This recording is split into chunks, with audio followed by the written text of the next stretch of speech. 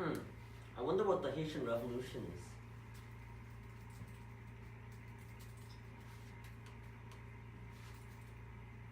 Oh, it's a revolution that happened in South Korea.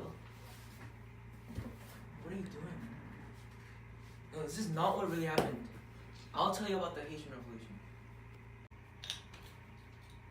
So, the Haitian Revolution was a revolution that was started in 1791, which was a few years after the French Revolution started. Haiti was known as Saint-Domingue back then, and that was where the revolution occurred. Many people haven't heard of the revolution, but it's still a very significant one. Oh, really? Then do you know who revolted and why they revolted? Of course. 500,000 slaves were actually taken away from their homes in Africa into the Saint Domingue by slave ships. There they were forced to work their backs off. Slave owners wanted endless demands from them, which increased their suffering. Slavery in Saint Domingue was actually very brutal. There actually was a code that was enacted in France in 1685 called the Code of Noir. It was actually enacted to support the rights of the slaves and in order to ensure humane treatments for slaves. Why was slavery a problem? And wouldn't the Code of Noir prevent the problem? However, the code was actually ignored by the slave owners in Saint Domingue. This meant that the upper class could treat the slaves in any way they wanted. While this inhumane slavery led to a mass production of crops and boosted the economy, the slaves continued to suffer. The slaves couldn't fight back, and they suffered for a very long time until they were motivated by the French Revolution's success. They decided that they could revolt against their oppressive rulers too. Then they united their beliefs and made organizations to negotiate. However, after realizing that negotiations would no longer work, then that's when they launched the revolution. Oh wow, the slaves must have been very mad and desperate for change. Then do you know how they revolted and overthrew the government?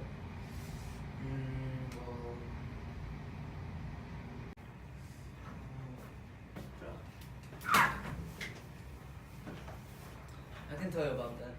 Yeah, sure. Where should I start? Okay, I got it. So every revolution has a reason for why the people were convinced to do it. And the slavery part, as Daniel told you, was also a major part of the reason why people decided to revolt, but also the spread of the success of the French Revolution, also another big part of why people decided to revolt. Anyways, one of the most important figures in the Haitian Revolution was Toussaint Louverture. Toussaint Louverture became a leader of the Haitian people and made an organized army.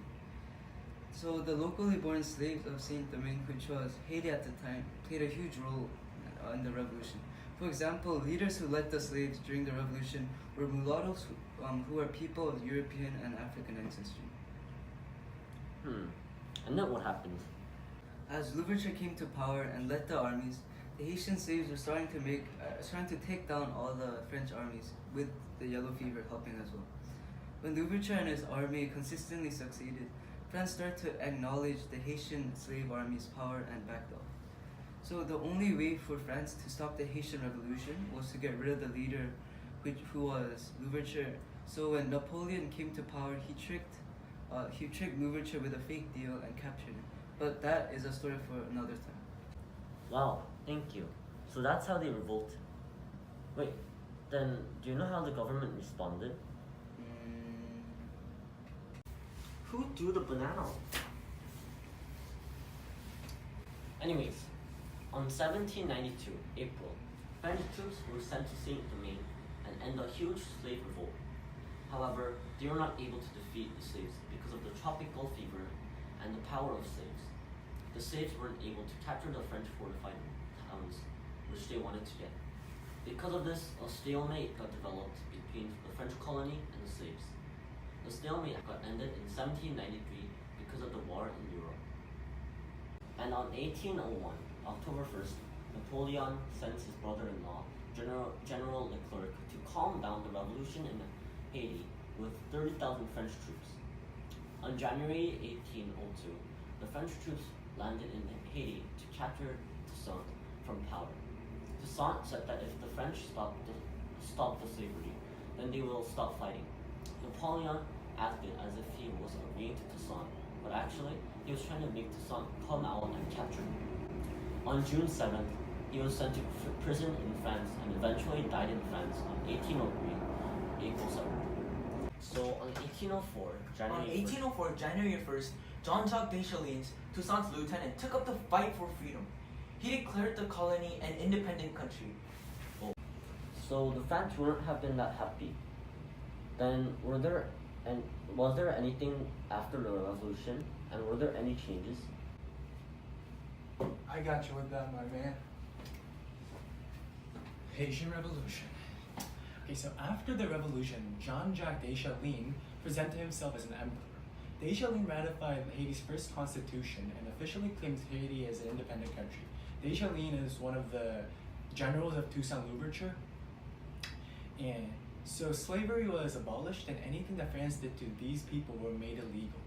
But different with having a solid constitution, the head of the country then did not get in shape so well. The emperor was assassinated. Dessalines was assassinated by an anonymous person. But the pundits in the future think that two people named Alexandre Haitian and Henry Christophe, which were the generals under Dessalines, that became kings of the north and the south of the country later, were the assassinators. They did it because they wanted to be the king, they want to rule the country that they just established.